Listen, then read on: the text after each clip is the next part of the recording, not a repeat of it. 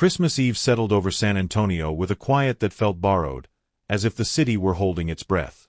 Streets glowed softly under amber lights, and distant laughter drifted from houses dressed in decorations.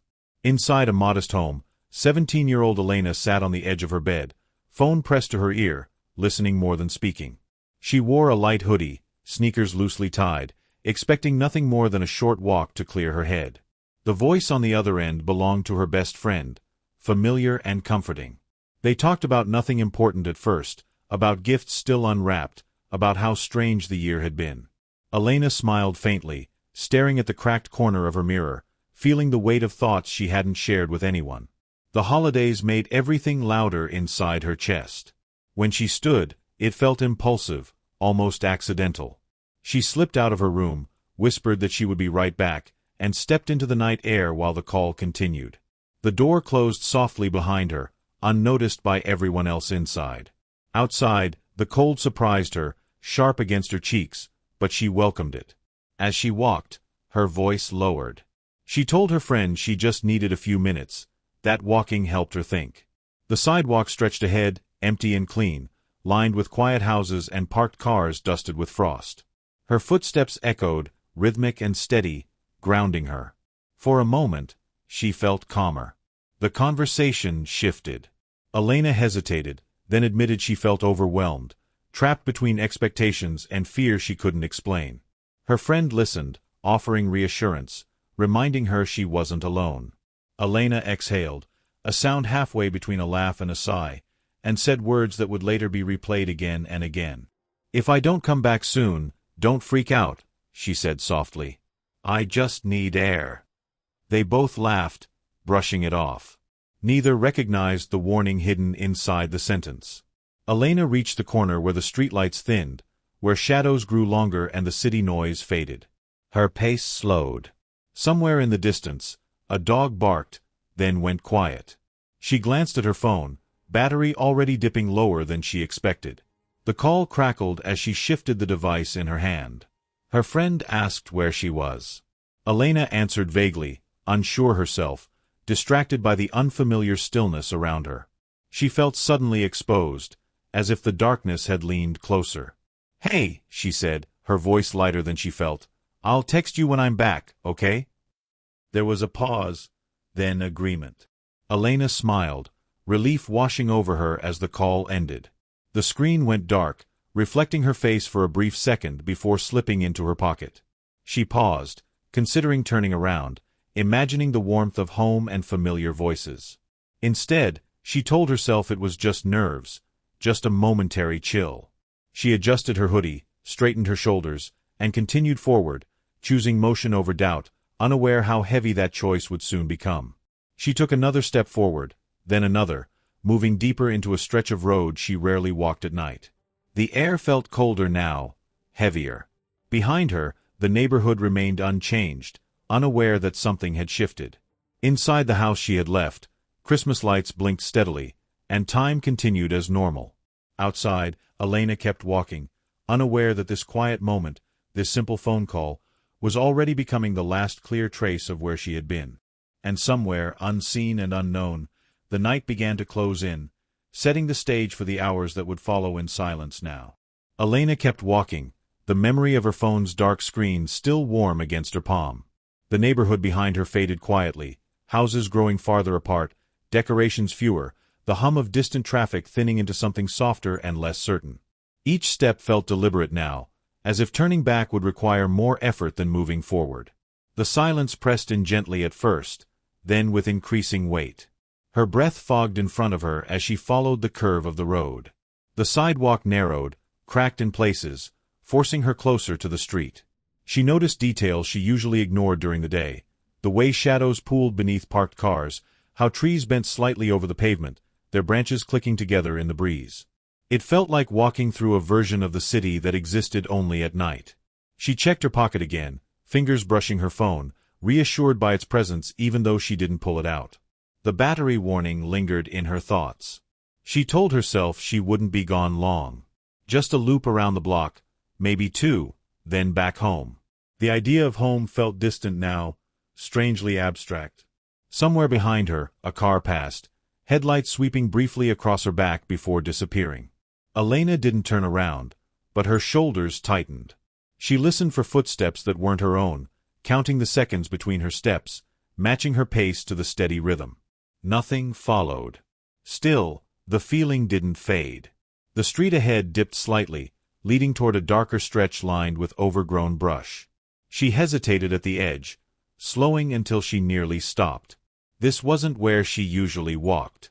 She tried to remember the last time she'd come this way, if ever, but the memory wouldn't form. The unfamiliarity made her pulse quicken. She laughed quietly at herself, the sound thin in the open air. Fear, she reasoned, fed on imagination. She took another step, then another, committing herself to the path. Gravel crunched beneath her shoes as the sidewalk ended and the road narrowed further. The city felt farther away with every breath. Her phone vibrated suddenly in her pocket. Elena froze, heart jumping, then relaxed when she realized it was only a delayed notification. She pulled the phone out, the screen glowing weakly. 1 bar of battery remained. She considered calling her friend back, but the thought of explaining her unease felt embarrassing. Instead, she typed a short message, then deleted it before sending. The air grew colder. She wrapped her arms around herself, wishing she'd brought a heavier jacket. Somewhere nearby, water trickled, maybe from a drainage ditch or a small creek she hadn't known existed. The sound carried oddly, making it hard to judge distance. Elena glanced over her shoulder for the first time. The road behind her was empty. That was when the sense of being watched sharpened, no longer vague but pointed. Her skin prickled. She listened again, straining past the sound of her own breathing. There was nothing she could name, nothing she could see. And yet, she felt certain she was no longer alone in the way she had been moments before. She started walking faster, telling herself she was imagining things, that fear was a trick of darkness and fatigue. Her steps echoed too loudly now, uneven, betraying her nerves. She reached into her pocket again, gripping her phone like a lifeline. Ahead, the road bent sharply, disappearing into deeper shadow. Elena slowed, caught between turning back and pushing forward. She looked once more at the empty space behind her, then toward the dark curve ahead. She took a breath, stepped forward, and crossed the point where the streetlights ended, unaware that this was where the walk stopped being just a walk, and began becoming something else entirely. Midnight crept in quietly, unnoticed at first, while Elena's absence stretched beyond what anyone expected. Inside the house, Christmas music played softly, looping through familiar songs, until her name was called once, then again. When there was no answer, the sound of celebration began to feel misplaced, almost cruel. Her mother checked the clock, irritation flickering before giving way to concern. Elena was never late without saying something. She reached for her phone, sending a casual message, then another. The typing bubbles never appeared. Minutes passed, thick and uncomfortable. Outside, the street remained calm, unchanged, as if nothing were wrong. The front door opened, letting in a rush of cold air. Her mother stepped onto the porch, scanning left and right, expecting to see a familiar figure walking back any second. The streetlights cast long shadows, empty and still. She called Elena's name, louder this time, the word hanging in the air without reply. Inside, worry spread quickly. A sibling checked Elena's room, then the bathroom, then the backyard, moving faster with each empty space. The phone buzzed once, raising hope, but it was only a holiday message from a relative. The house felt suddenly too quiet, every sound amplified. Her mother tried calling again. Straight to voicemail. Fear settled in fully now, sharp and undeniable. She replayed the last moments she had seen Elena. Hoodie, sneakers, a distracted smile. A walk, Elena had said. Just air. The simplicity of it made the growing panic feel absurd and terrifying at the same time. They stepped outside together, walking a few houses down, then farther, calling out into the night. Neighbors peeked through windows, curious, then concerned.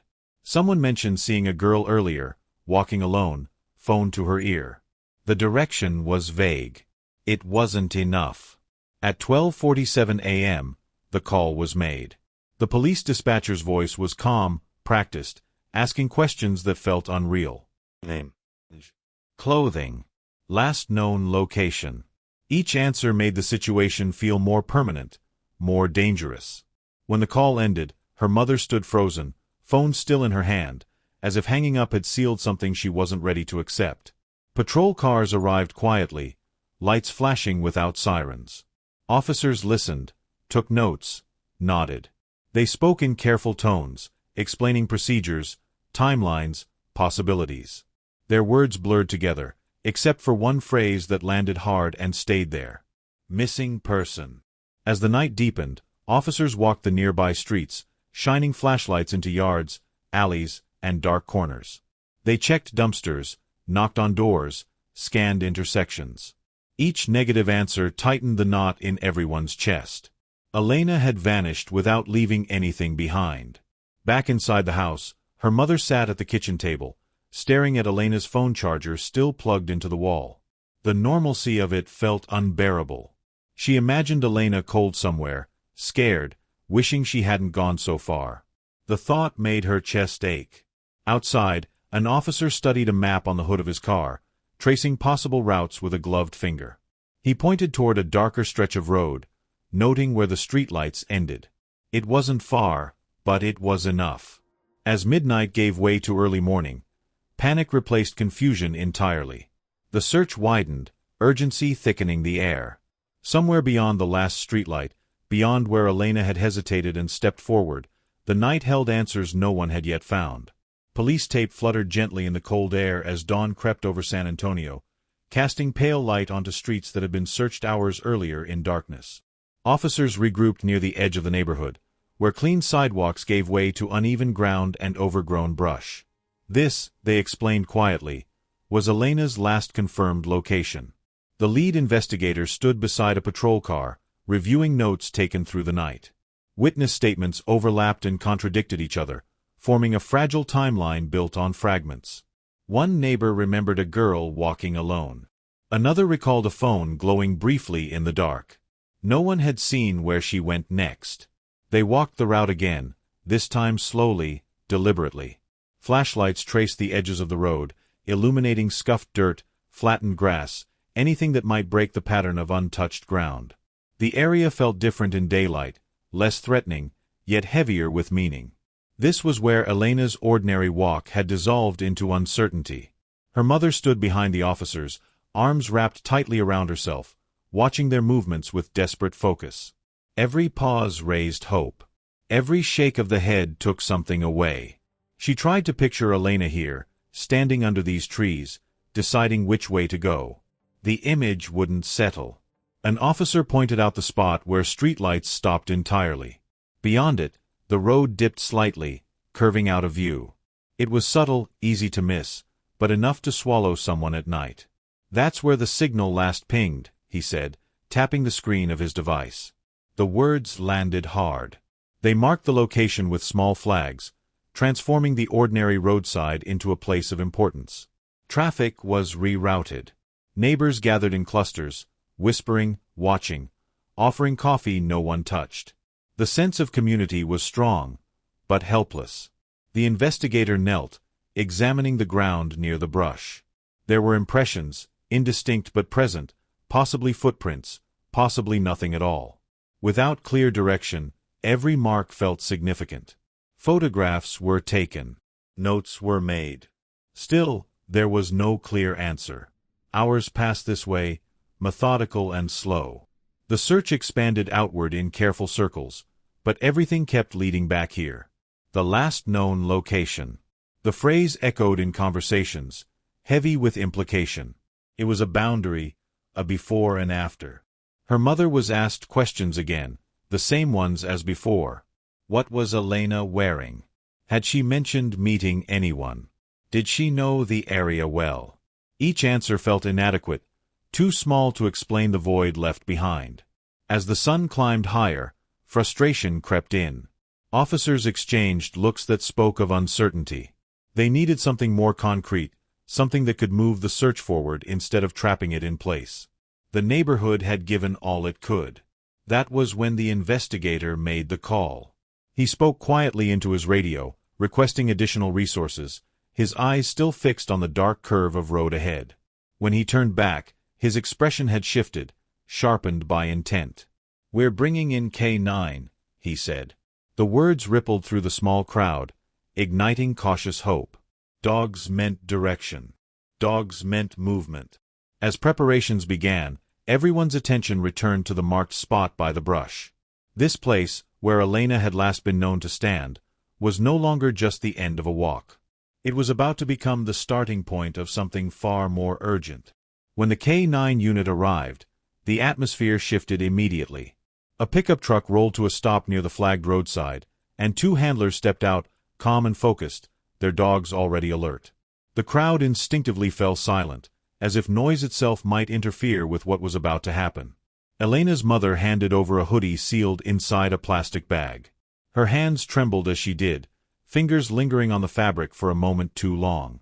The handler nodded gently, understanding without words. This scent, he explained, was the bridge between hope and movement. The dog lowered its head the instant the bag was opened. Muscles tightened.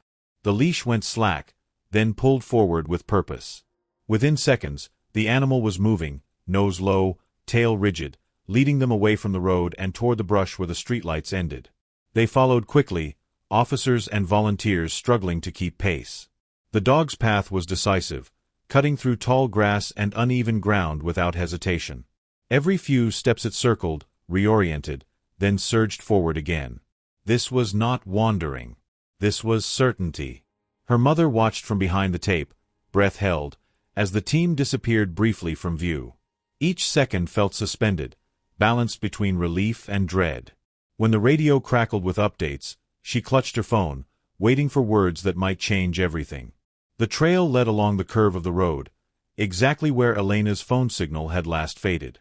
Then it veered sharply downhill, away from houses and toward a darker corridor lined with trees.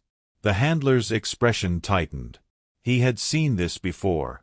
Trails that left the familiar rarely ended gently. The dog suddenly accelerated, pulling harder now, paws tearing through damp earth. Branches snapped. Gravel scattered. One officer slipped, catching himself just in time. No one spoke. The only sounds were breathing, rustling leaves, and the low, urgent pull of the leash. After several minutes, the dog slowed. It circled once, twice, then stopped. The handler scanned the ground, searching for confirmation. The animal sat abruptly, signaling the end of the scent trail. They stood there in stunned silence. Around them, the terrain opened into a small clearing near a drainage channel. There were disturbances in the soil, faint but undeniable. Something had happened here. Something that did not belong to a quiet Christmas Eve walk. Flashlights swept the area. A shoe print appeared, then another, partially obscured. Nearby, a scrap of fabric clung to a thorned branch. The handler marked the location, his jaw set. The trail had not simply faded. It had been interrupted. Word traveled back quickly.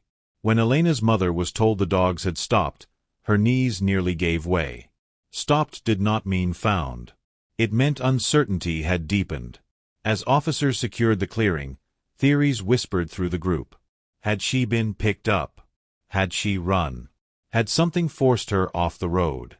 The dog waited patiently, ready, but with nowhere else to go. Investigators photographed every angle, tagging evidence while caution tape widened the perimeter. Radios murmured constantly, carrying fragments of urgency and restraint. The handler knelt beside his dog, offering water and quiet praise, though frustration lingered in his eyes. This animal had done its job. It had spoken clearly. Humans simply struggled to listen. The realization settled heavily over the scene. Whatever had happened to Elena here was deliberate, brief, and violent enough to confuse even instinct. That understanding changed the tone of the search, hardening resolve while stripping away remaining innocence. No one present believed this place would give up answers easily, and the coming hours promised exhaustion, doubt, and decisions that would follow them forever. The clearing became the center of the search, a grim pivot point. This was where direction ended and questions multiplied. And as the sun dipped lower again, casting long shadows through the trees, everyone understood the same truth. From this point on, finding Elena would no longer be simple tracking. It would be a fight against time, fear, and the unknown. The clearing felt smaller once it was marked, boxed in by tape and attention. What had seemed like open ground now carried weight, every footprint and broken stem demanding explanation. Officers moved carefully, aware that this was no longer just a search area but a moment frozen in place. Investigators crouched near the disturbed soil, speaking in low voices as they compared impressions. The marks were inconsistent, some deeper than others, as if movement had shifted suddenly. No clear drag marks appeared, no obvious signs of a struggle that could be easily explained. The absence of clarity unsettled everyone more than visible violence would have. Elena's mother stood at the edge of the perimeter, wrapped in a borrowed jacket, staring at the ground where the dog had stopped. She tried to imagine her daughter here, breathing hard, confused, maybe calling out. The thought made her dizzy. She asked if this meant Elena was gone. No one answered directly. The lead investigator explained that scent trails ended for many reasons. Wind, moisture, elevation changes. Sometimes vehicles. Sometimes water.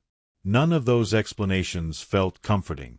Each possibility opened a darker door. This place had not given answers, only options, and none of them were good. Volunteers were quietly redirected farther out, widening the search in uneven patterns. Some moved downhill toward the drainage channel. Others followed the road back toward the neighborhood, hoping the dog had missed something. The clearing itself remained crowded with professionals, their movements deliberate, restrained by protocol and doubt. Evidence markers multiplied. A torn thread was bagged. Soil samples were collected. Photos captured angles and distances no one could interpret yet. Everything was documented because later mattered, even if now offered nothing. The process was slow, almost cruel in its patience. As hours passed, fatigue settled into bones and minds. The urgency that had driven the night gave way to something heavier, more deliberate. This was not a rescue anymore, not in the way people wanted it to be. It was becoming an investigation, and that shift changed how everyone spoke, how they looked at Elena's mother, how they looked at the woods. She noticed it before anyone said it aloud. The way officers avoided promises. The way questions turned toward behavior, habits, mental state. Each inquiry felt like a small betrayal, as if hope itself was being quietly questioned. She answered anyway, because answering was the only thing she could do. The clearing stayed silent except for radios and distant traffic. Birds circled overhead, indifferent. The world had not paused for Elena, and that realization cut deeply. This place, where the trail had ended, did not care what it had taken or hidden. As afternoon light shifted, the investigator gathered his team. Resources were discussed. Timelines reviewed. They needed a new approach, something that could push past where instinct had failed. The clearing would remain important, but it could no longer be the only focus. He looked once more at the ground, then toward the road beyond the trees. Somewhere, something had broken the natural order of a simple walk. Somewhere, Elena had gone where scent could not follow. The decision was made quietly. They would bring in more specialized help, expand beyond sight and soil, and search in ways that did not rely on footprints alone. As plans formed, the clearing faded slightly into the background, no longer an ending but a marker of escalation. This was the place where the trail died. And because of that, it became the place where the search had to change.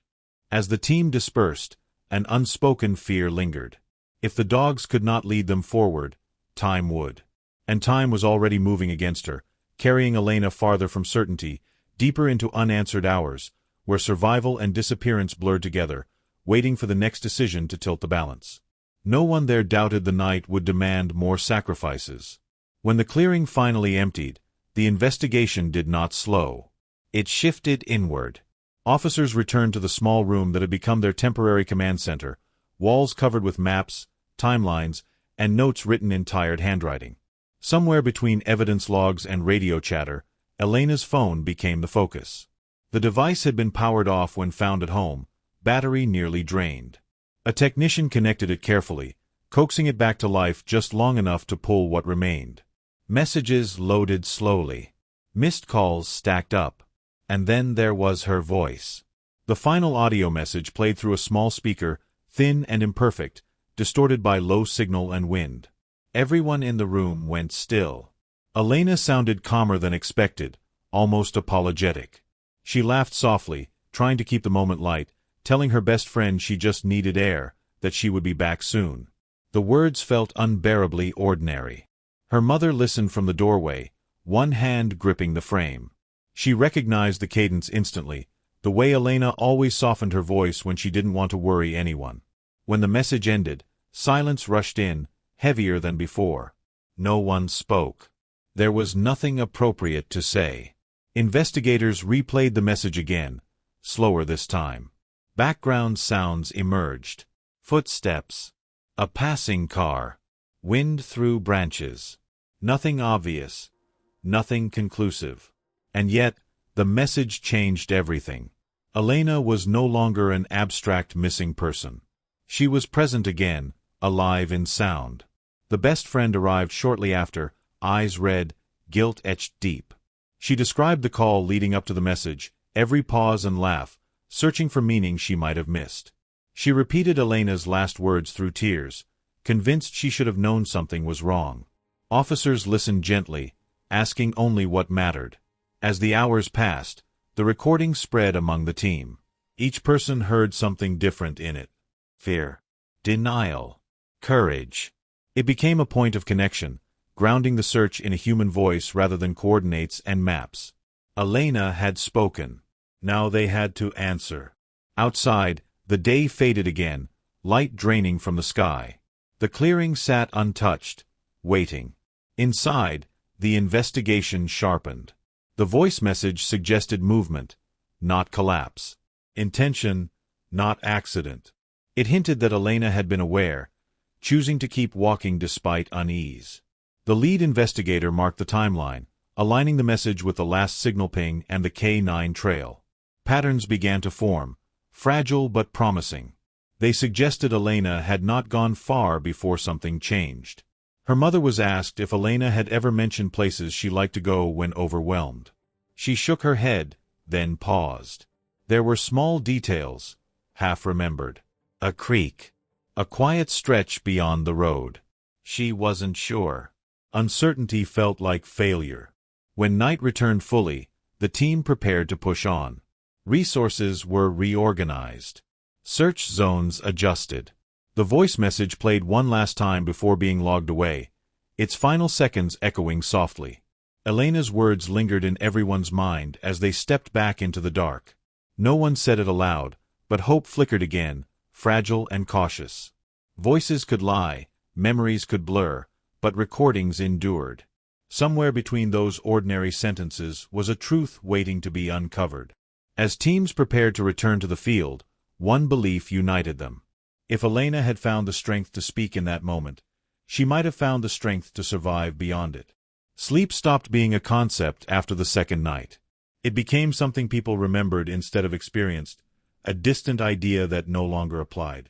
Coffee cups multiplied, eyes stayed open through will alone, and time blurred into a single unbroken stretch of waiting. Search teams rotated in shifts, but no one truly rested. Those who left returned quickly, unable to stay away. The clearing, the road, the brush, all were searched again under harsher lights and quieter voices.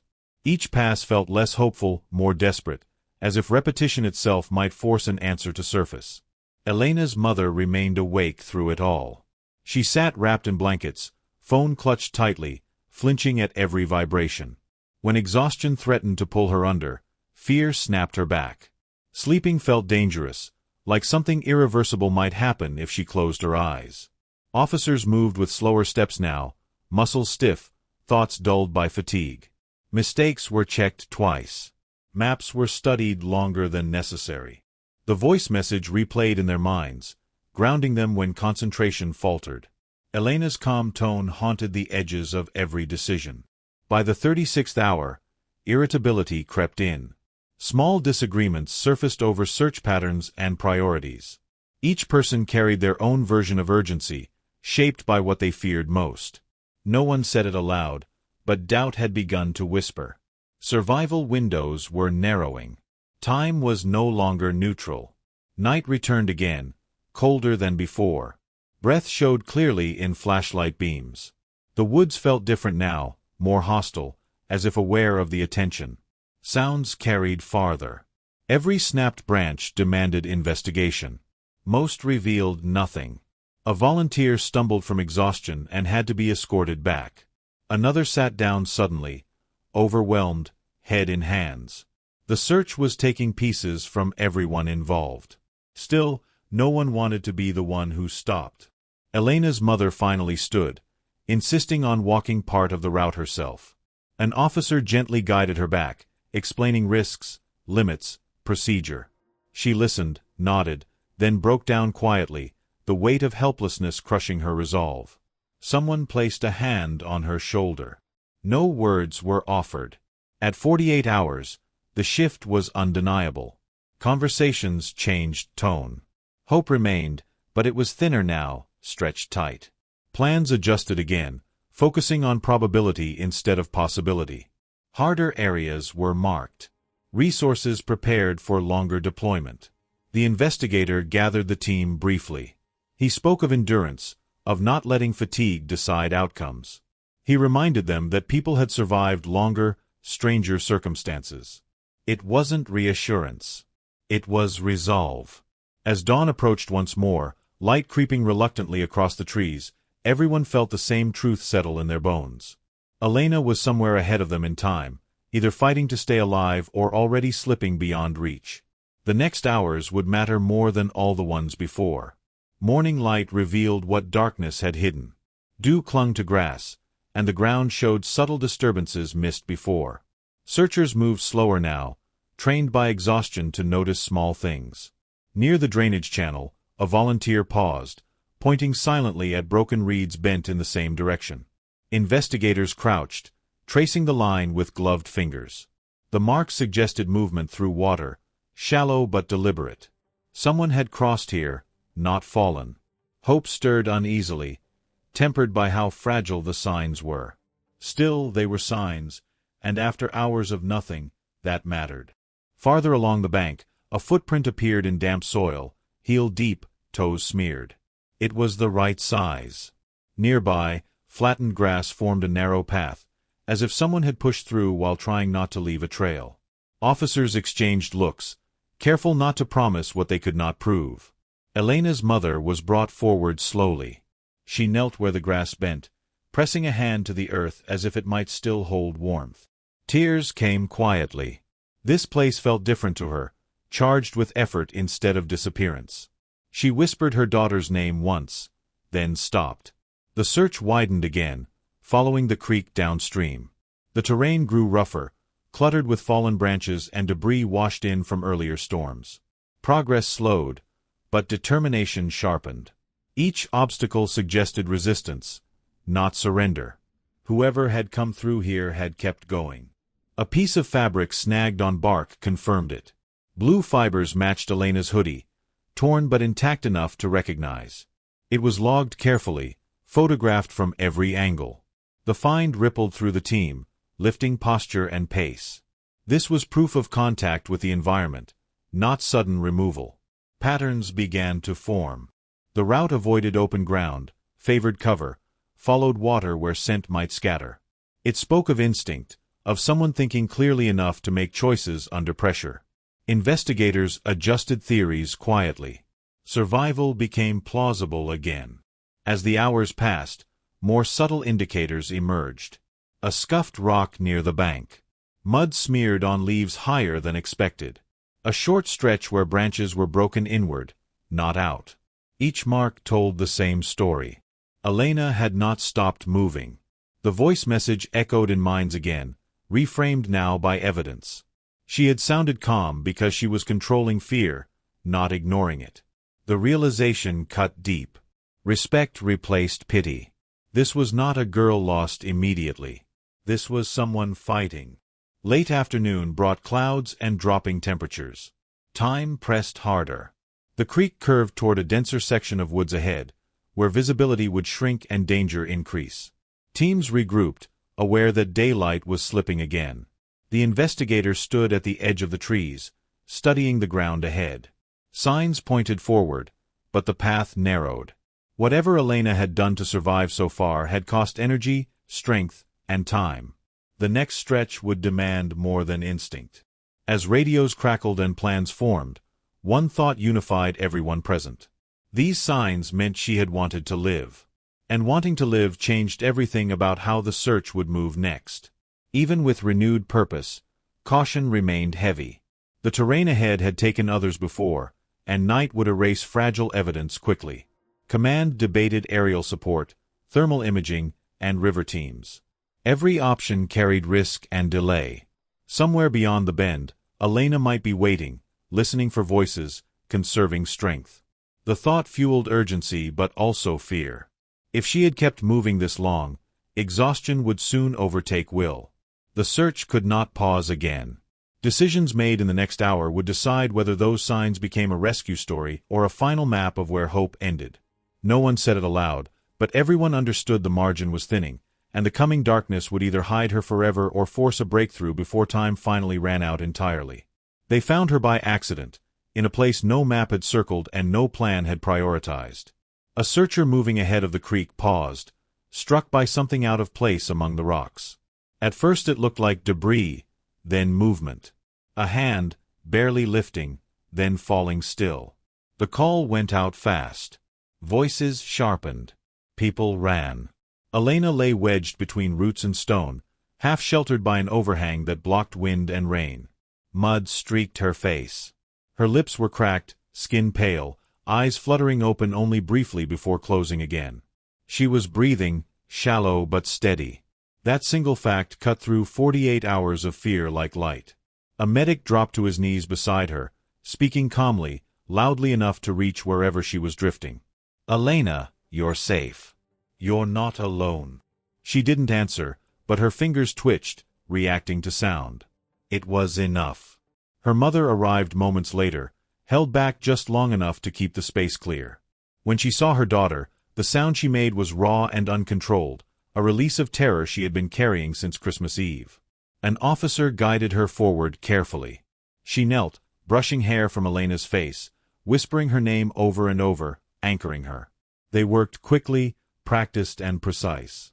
Blankets, fluids, a neck brace. Every movement was gentle, deliberate, as if too much haste might undo the miracle in front of them. Elena groaned softly when lifted, pain and awareness flickering together.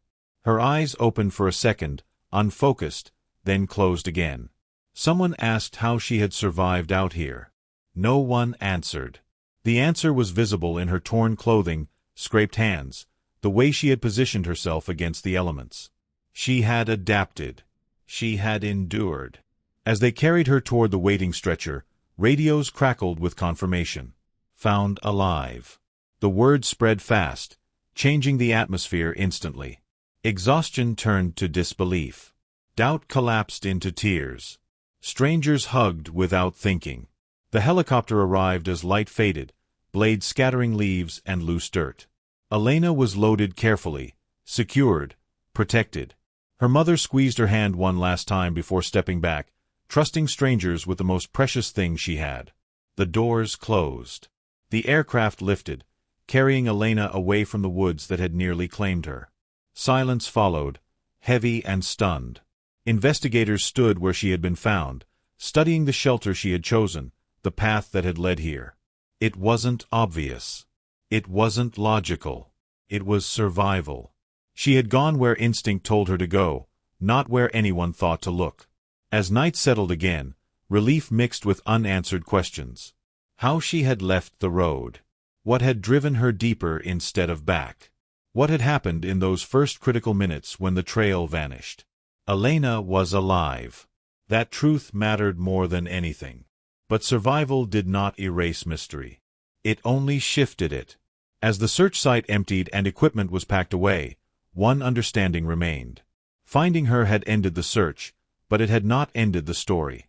What Elena had endured between that phone call and this moment still waited in the quiet spaces ahead, ready to be faced when she was strong enough to speak.